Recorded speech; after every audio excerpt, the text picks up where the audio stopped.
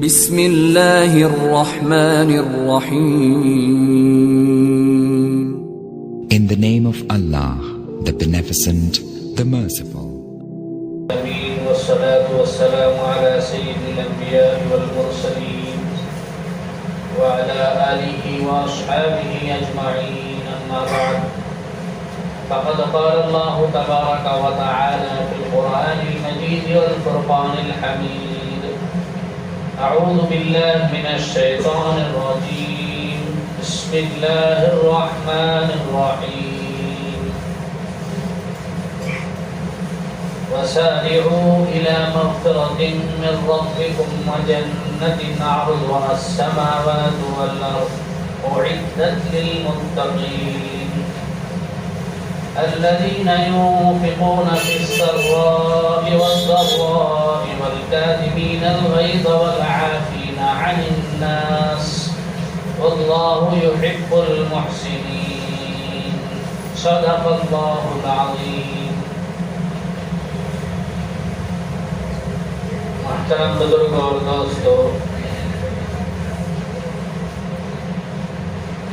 میں نے جو آیتیں پڑھی اس میں سے پہلی آیت کی تفسیر گزشتہ ہفتہ گزر گئی. اس آیت کے آخر میں اللہ تعالیٰ نے فرمایا اعدت للمتقین، جنت تقوی والوں کے لیے بنائی گئی ہے. الذین ينفقون في السراء والضراء، تقوی والے وہ ہیں جو خرچ کرتے ہیں خوشی میں بھی اور تکلیف میں بھی. والکاظمین الغیظ، اور غصے کو پی جاتے ہیں. والعافین عن الناس، لوگوں کو معاف کرتے ہیں. واللہ یحب المحسنین، اللہ تعالیٰ نیکی کرنے والوں کو پسند فرماتے ہیں.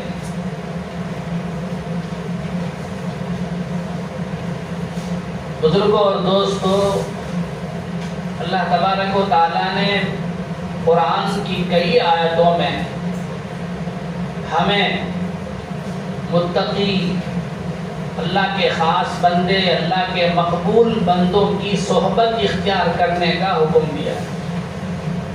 ایک آیت میں اللہ کہتا ہے یا ایھا الذین آمنوا اتقوا اللہ وکونوا مع الصادقین، اے ایمان والو تقوی والے ہو جاؤ اور سچوں کے ساتھ ہو جاؤ، سچوں کی صحبت اختیار کرو، سچوں کے ساتھ رہو.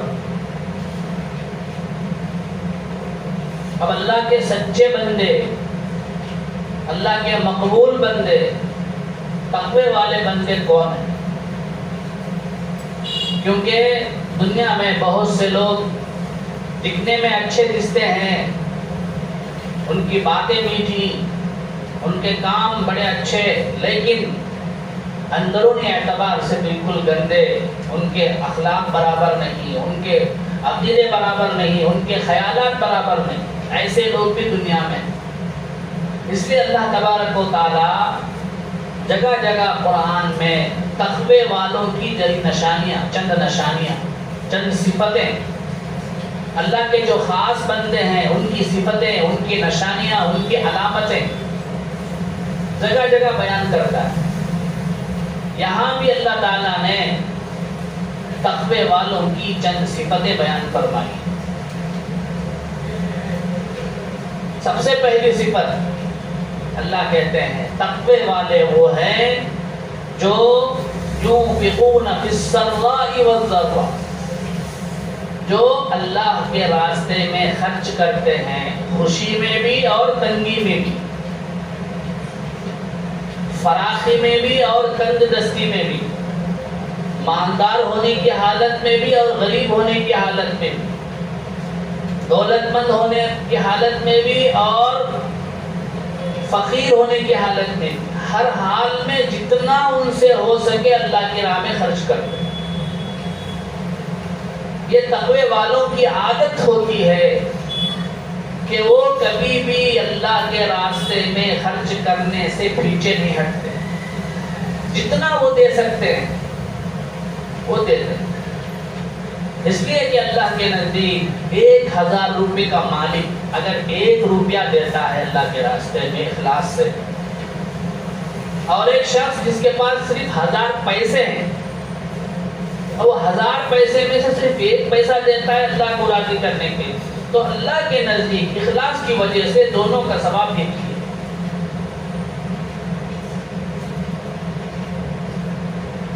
اس لیے اللہ تعالیٰ یہ پسند کرتے ہیں، اور یہ تقوی والوں کی عادت ہے کہ وہ کیا کرتے ہیں، کبھی بھی خرچ کرنے سے پیچھے نہیں ہٹتے، جتنا ان سے ہو سکتا ہے وہ اللہ کے راستے میں اپنا مال لگاتے ہیں۔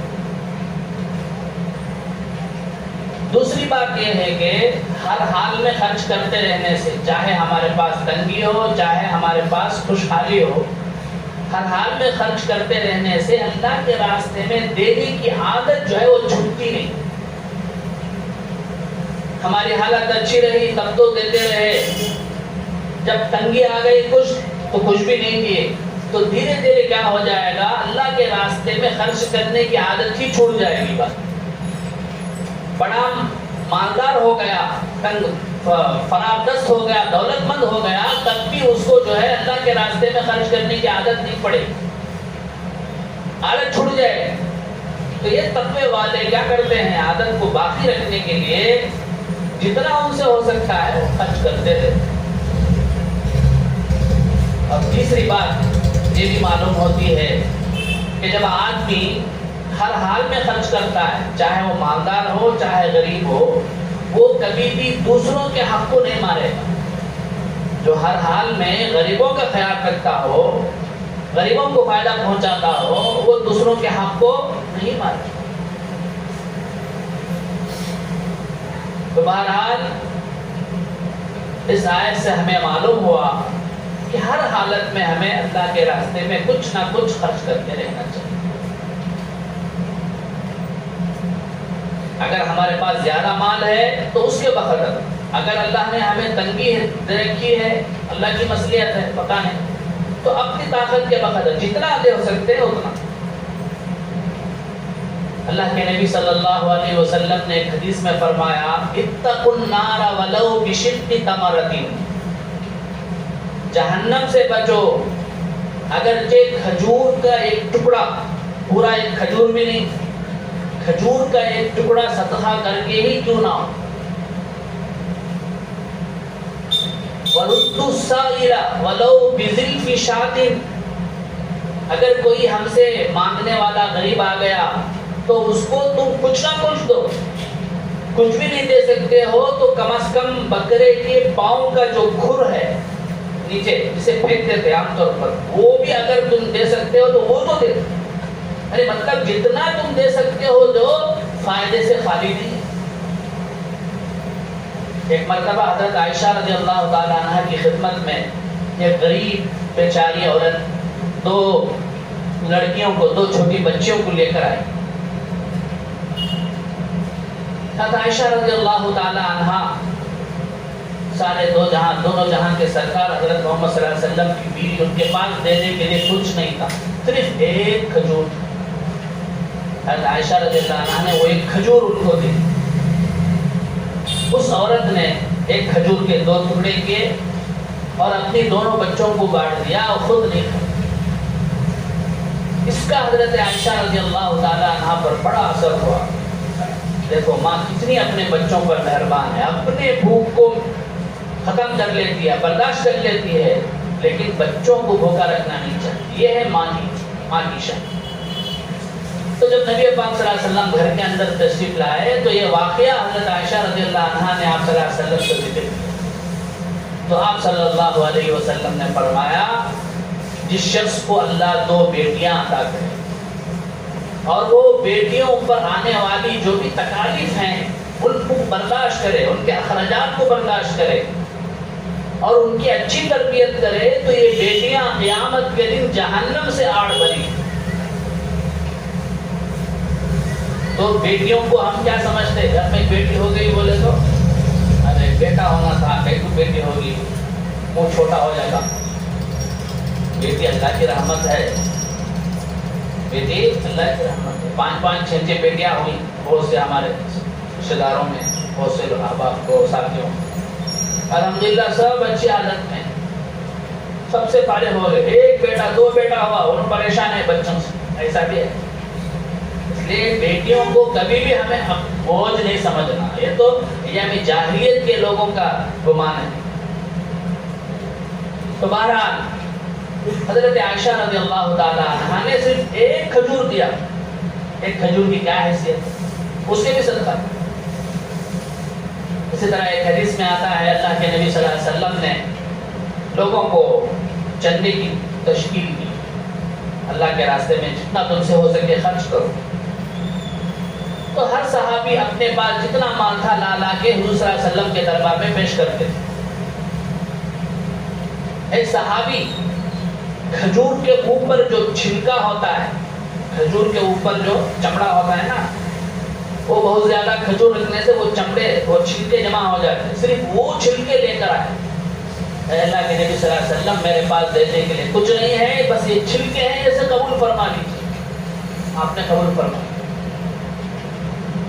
اور ایک صحابی آئے اور آ کر کہنے لگے اے اللہ کے نبی صلی اللہ علیہ وسلم میرے پاس دینے کے لیے اللہ کی راہ میں خرچ کرنے کے لیے کچھ بھی نہیں ہے, ہاں البتہ میں قوم میں عزت والا, لوگ مجھے عزت دیتے ہیں, عزت کرتے ہیں, میں اپنی عزت کا صدقہ کرتا ہوں. کیا مطلب؟ اس کے بعد کوئی بھی مسلمان اگر میری بے عزتی کرے گا میں ابھی اسے معاف کر دیتا ہوں. تو حضرات صحابہ ایسا جو ہے اللہ کے راستے میں خرچ کرتے. آج کل ہم کیا سمجھتے, مدرسے کے لیے کچھ دو بھائی, مکتب کے لیے کچھ دو بھائی, مسجد کے لیے کچھ دو بھائی, اللہ کے راستے میں. بولے تو ہمارا کام نہیں, تو مالداروں کا کام, یہ تو کمپنی والوں کا کام ہے, یہ تو بڑی بڑی دکان والوں کا کام ہے, یہ تو جو ہے بڑی بڑی دولت مندوں کا کام ہے. ہم کیا دے سکتے نہیں, جتنا تم سے ہو سکتا ہے. دارالعلوم دیوبند جانتے ہوں گے, اتنا بڑا مدرسہ ہے, پوری دنیا سے چندہ ہوتا ہے. اسے چندہ دینے والے 1 لاکھ روپے بھی ہے ماہانہ, 5 روپے دینے والے بھی ہیں. دارالعلوم سے باقاعدہ رسید آتا ان کا شکریہ کا, 5 روپے دیتے بھی رسید ان کو بھیجتے. کیوں؟ معلوم نہیں کس کے دینے میں کیا اخلاص ہے. تو اس لیے اللہ کے راستے میں جتنا ہم دے سکتے ہیں. اس کے علاوہ اور ایک بات بھی ہاں اللہ تعالیٰ ہم نہ بتانا چاہتے ہیں کہ اللہ کیا کہہ رہے ہیں, الذین ينفقون فی السراء والضراء, یہ تقوی والے وہ ہیں جو خوشی میں بھی تکلیف میں بھی خرچ کرتے ہیں. کیا خرچ کرتے ہیں وہ بولے ہیں اللہ. اس سے معلوم ہوا کہ مال ہی اللہ کے راستے میں لگانا ضروری نہیں, جو ہم سے ہو سکے اللہ کے راستے میں لگا سکتے ہیں.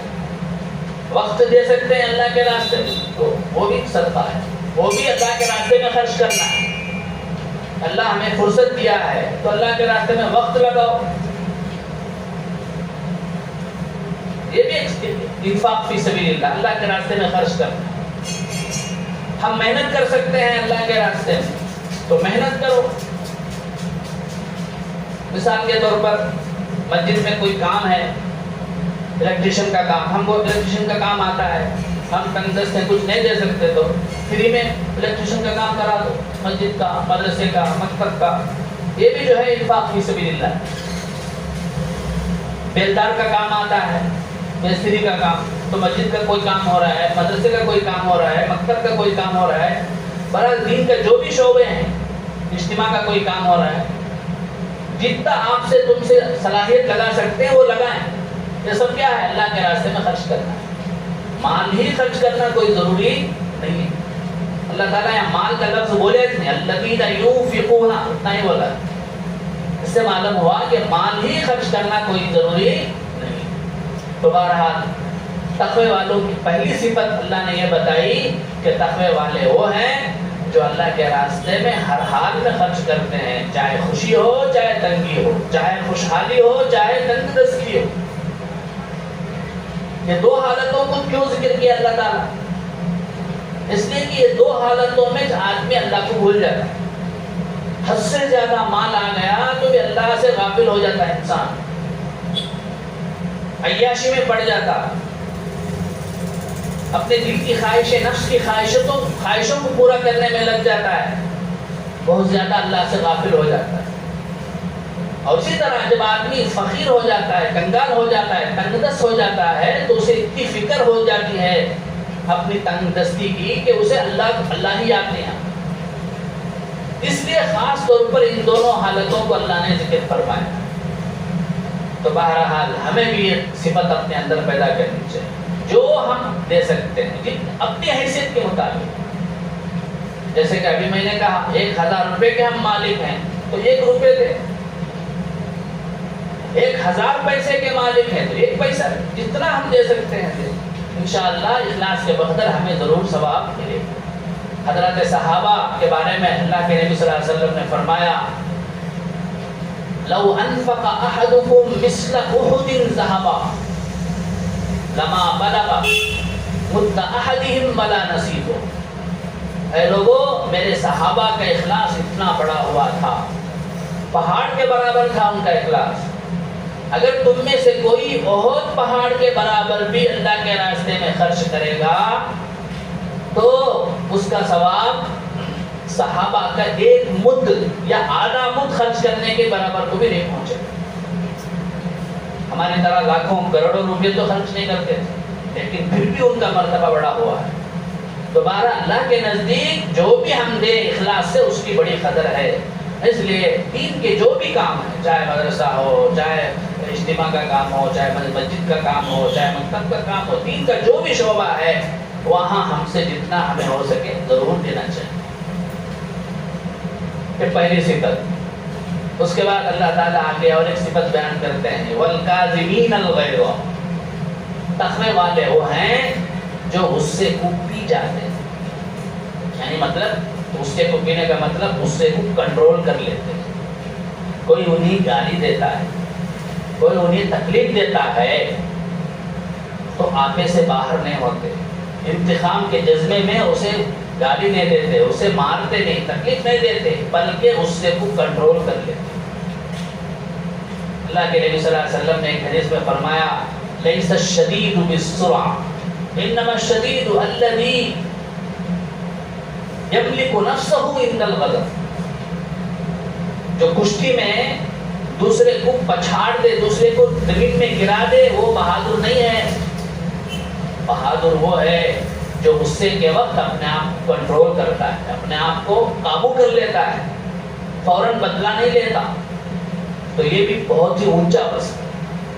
اسی لیے حدیث میں کہا گیا کہ جب غصہ آئے کھڑے ہوئے تو بیٹھ جاؤ، پانی پی لو، بیٹھے ہوئے ہیں تو لیٹ جاؤ، اپنی حالت بدل لو تاکہ تمہارا جو غصے کا جوش ہے وہ ختم ہو جائے. تو تقوی والوں کا وصف یہ ہے کہ وہ غصے کو کنٹرول کرتے ہیں، غصے کے تقاضے پر عمل نہیں کرتے. تو آج کل گھریلو جتنی بھی پریشانیاں ہیں ان سب کی وجہ کیا ہے؟ غصہ ہی ہے.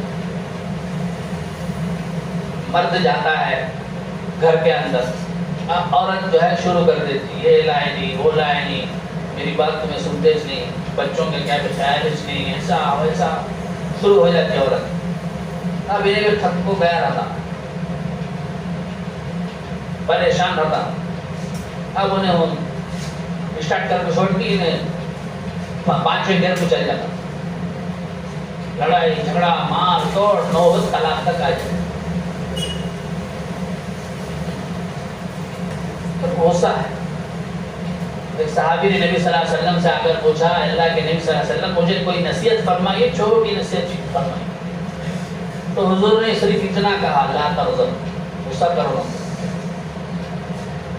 تو معلوم ہوا کہ غصہ کتنی خطرناک چیز ہے. اس لیے غصے کو کنٹرول کرنا یہ مردوں کی شان ہے. غصہ بھی آنا چاہیے، ایک دم غصہ چاہے نہیں بولے تو پھر انہیں گھٹا ہو جاتا ہے. غصہ آنا، لیکن غصہ آنے کے بعد کنٹرول کرنا یہ جو ہے مرد کی شان ہے. غصے پہ فوراً عمل کرے تو وہ عورتوں کا کام ہے، وہ عورتوں کی عادت ہے، جذباتی ہوتی ہیں، غصے میں فوراً فیصلہ کر لیتی ہیں. لیکن مرد کی شان یہ ہے کہ وہ کنٹرول کرتا ہے، غصے کو قابو کرتا ہے. اسی لیے اللہ نے طلاق کا اختیار مرد کے ہاتھ میں دیا، عورت کے ہاتھ میں دیا ہے. تو بہرحال دوسرا وصف اللہ تعالیٰ فرماتے ہیں کہ تقوی والے وہ ہیں جو غصے کو پی جاتے ہیں.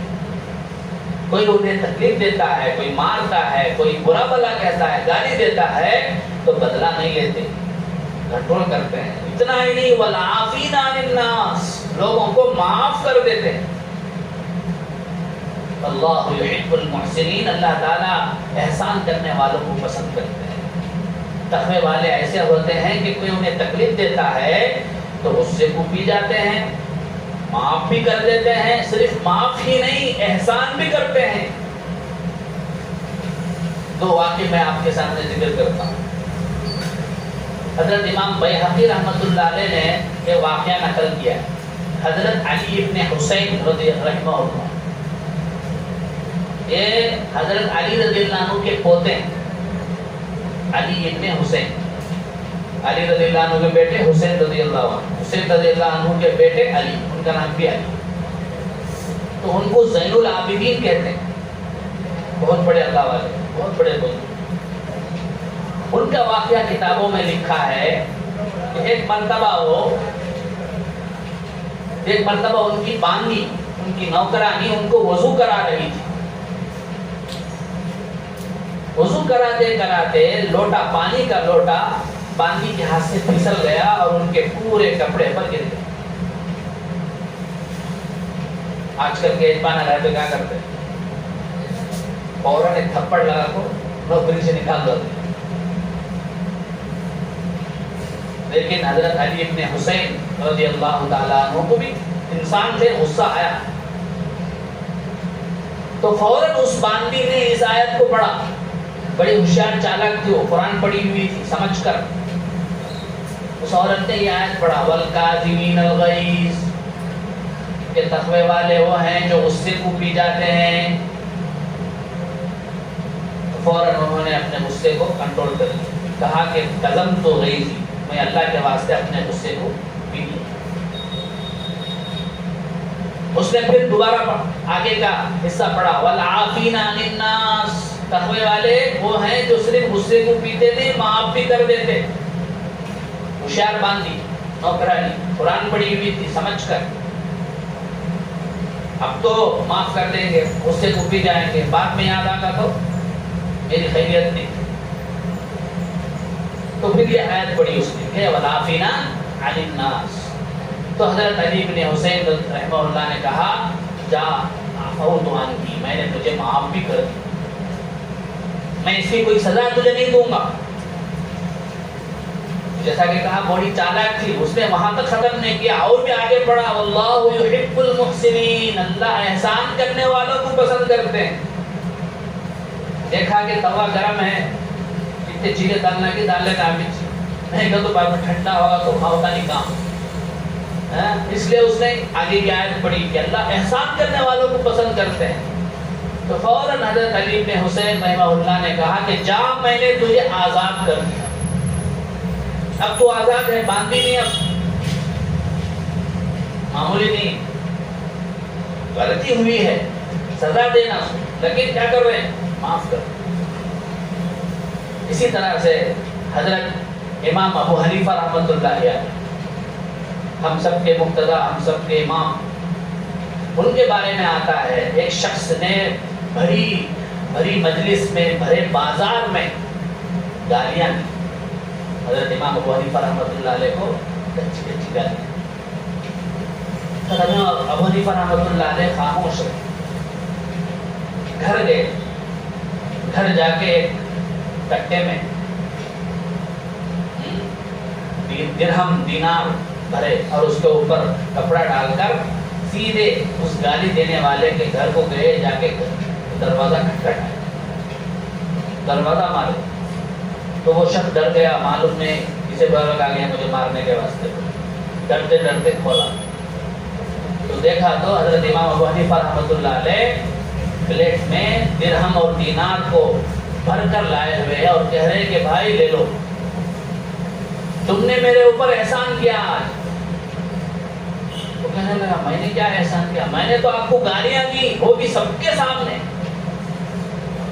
فہد کہنے لگے کہ تم نے مجھے گالیاں دے کر اپنی ساری نیکیاں مجھے دے دی، یہ احسان نہیں ہے کیا؟ بہت بڑا احسان ہے۔ حدیث کی طرف اشارہ ہے، سنے بھی ہوں گے، اللہ کے نبی صلی اللہ علیہ وسلم نے صحابہ سے پوچھا غریب کون ہے، مفلس کون ہے؟ تو صحابہ نے کہا غریب مفلس تو وہ ہے جس کے پاس درہم دینار نہ ہو، روپے پیسے نہ ہو۔ تو آپ نے فرمایا کہ نہیں، انہیں نہیں ہے غریب، قیامت کے دن سب سے بڑا غریب وہ ہوگا جو بہت ساری نمازیں پڑھا ہوگا، حج کیا ہوگا، زکوٰۃ دیا ہوگا، صدقہ خیرات کیا ہوگا، لیکن کسی کو مارا ہوگا، کسی کو قتل کیا ہوگا، کسی کو گالی دیا ہوگا۔ اللہ تو جس کو اس نے ستایا ہوگا، تکلیف دی ہوگی، وہ سارے لوگ اللہ کے پاس آ جائیں گے حق لینے کے لیے۔ تو اللہ تبارک و تعالیٰ جس نے گالی دی اس کی نیکیاں اٹھا کے، جو گالی دی ہے اس کی نیکیاں، جس نے گالی دی، گالی دینے والے کی نیکیاں اٹھا کے جس کو گالی دی گئی اسے دے دیں۔ صحیح دیتے رہیں گے یہاں تک کہ نیکیاں سب ختم ہو جائیں گی۔ فرشتے کہیں گے کہ اللہ اس کی نیکیاں سب ختم ہو گئی لیکن حق مانگنے والے ابھی بھی باقی ہیں۔ تو اللہ فرمائیں گے جو بھی حق مانگ رہے ہیں ان کے گناہ اٹھا کے اس کے سر پر ڈال دو۔ تو بہرحال اس حدیث کی طرف اشارہ ہے۔ تو تم نے آج مجھ پر بڑا احسان کیا کہ تمہاری اپنی نیکیاں مجھے دے دی۔ بہت شرمندہ ہوا، بہت شرمندہ ہوا، اور حضرت کے جو ہے معتقد ہو گیا، حضرت کی مجلس میں آ کے علم حاصل کیا اور آگے چل کر بہت بڑا شاگرد ہو گیا حضرت کا۔ اسی کی طرف آیت میں اشارہ ہے، اللہ تعالیٰ فرماتے ہیں ادفع باللتی ہی احسن فاذا الذی بینک وبینہ عداوۃ کأنہ ولی حمیم۔ برے سلوک کا اچھے طریقے سے جواب دو، تو جس کے پاس جس کے ساتھ تمہاری دشمنی ہے وہ تمہارا جگری دوست ہو جائے، جگری دوست ہو جائے۔ فَإِذَا الَّذِي بَيْنَكَ وَبَيْنَهُ عَدَاوَةٌ كَأَنَّهُ وَلِيٌّ حَمِيمٌ۔ جیسے یہ واقعے میں ہوا، حضرت کا شاگرد ہو گیا، معتقد ہو گیا، بہت بڑا عالم بن گیا بعد میں چل۔ اور ایک حدیث میں اللہ کے نبی صلی اللہ علیہ وسلم نے فرمایا صل من قطعک، جو تیرے سے رشتہ توڑے اس کے ساتھ تم رشتہ جوڑو۔ ہمارے کوئی رشتہ دار ہم سے ناراض ہو کے ہم سے بات نہیں کرتے، ہمارے گھر کو آتے نہیں، تو ہمیں کیا سمجھتے ہیں میں بڑا، میں خاندان کا، میں کہ اس کے پاس جانا سو، عید کے دن بھی جا کے ملتے نہیں، اس کے خوشیوں میں بھی جاتے انہیں توڑ لیا سو، میں کہ بھی جانا نہیں۔ یہ اللہ والوں کا طریقہ نہیں ہے، تقوی والوں کا طریقہ نہیں۔ اللہ کہتے ہیں، اللہ کے نبی فرماتے ہیں صل من قطعک، جو تیرے سے رشتہ توڑے تم اس سے رشتہ جوڑو۔ واعف عمن ظلمک، جو تم پر ظلم کرے اسے معاف کر دو۔ واحسن الی من اساء الیک، اور جو تمہارے ساتھ برا سلوک کرے، تمہیں گالیاں دے، تمہیں تکلیف دے، تم اس کے ساتھ اچھا سلوک کرو۔ حضرت شیخ سعدی رحمۃ اللہ علیہ بہت بڑے اللہ والے گزرے ہیں، وہ ایک شعر میں کہتے ہیں بدیرہ بدی سہل باشد جزا، برائی کا بدلہ برائی سے دینا بڑا آسان ہے۔ اگر مرد کی فاحسن الی من اساء، اگر تم مرد ہے، ہمت والا ہے، تو جو تیرے ساتھ برا سلوک کرے اس کے ساتھ اچھا سلوک کر کے بتا، تب تو مرد ہے۔ بدیرہ بدی سہل باشد جزا، اگر مرد کی فاحسن الی من اساء۔ تو بہرحال دوسرا وصف اللہ تعالیٰ نے، بلکہ دوسرا تیسرا چوتھا 4 وصف اللہ نے بیان فرمائے کہ تقوی والے وہ ہیں جو ہر حالت میں اللہ کے راستے میں جو ہوتا ہے خرچ کرتے ہیں، زیادہ مال ہو تو بھی، کم مال ہو تو۔ اور دوسرا وصف یہ ہے کہ وہ غصے کو پی جاتے ہیں۔ تیسرا وصف یہ ہے کہ وہ لوگوں کو معاف کر دیتے ہیں۔ چوتھا وصف یہ ہے کہ صرف معاف نہیں کرتے، معاف کرنے والے کے ساتھ احسان کرتے ہیں۔ تو اللہ تبارک و تعالیٰ تمام کو ان اوصاف کو اپنے اندر پیدا کرنے کی توفیق عطا فرمائے۔ آمین۔ وآخر دعوانا الحمدللہ رب العالمین۔